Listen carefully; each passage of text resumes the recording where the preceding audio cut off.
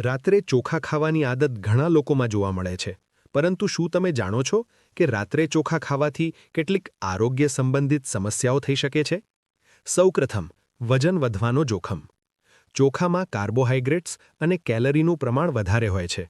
રાત્રે શરીરની શારીરિક પ્રવૃત્તિ ઓછી હોય છે, જેના કારણે આ ઊર્જા યોગ્ય રીતે વપરાતી નથી અને તે ચરબી તરીકે જમા થવાની શક્યતા વધે છે.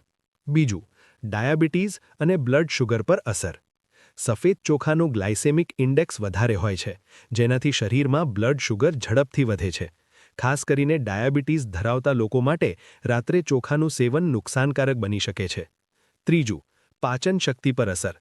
જેમને ગેસ, એસિડિટી અથવા પાચન સંબંધિત સમસ્યાઓ હોય, તેમને રાત્રે ચોખા ખાવાથી પેટ ભારે લાગવું અથવા અસ્વસ્થતા અનુભવાઈ શકે છે. જો તમને રાત્રે ચોખા ખાવાની આદત હોય, તો કેટલીક બાબતો ધ્યાનમાં રાખવી જરૂરી છે. ચોખાની માત્રા મર્યાદિત રાખો, વધુ ફાઇબર માટે તેમાં શાકભાજી ઉમેરો અને શક્ય હોય તો બ્રાઉન રાઈસ પસંદ કરો. અને સૌથી મહત્વની વાત, સૂવા પહેલાં ઓછામાં ઓછા 2 થી 3 કલાક પહેલાં જ જમવાનું પૂરું કરી લેવું. જો આ માહિતી તમને સારી લાગી હોય, તો વિડીયોને લાઇક કરો, શેર કરો અને આવી વધુ માહિતી માટે અમારા પેજને ફોલો કરવાનું ભૂલશો નહીં.